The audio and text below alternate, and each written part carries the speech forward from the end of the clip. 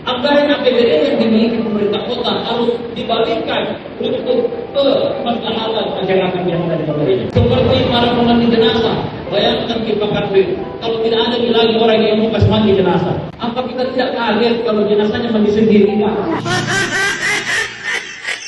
Allah, kok bisa ya? Dan hari ini Pak Kami saya ingin menyampaikan proses perjalanan pemerintah Kota Makassar hari ini bukan hanya jalan sebagai good governance, tapi kami menuju ke impactful governance, pemerintahan yang berdampak.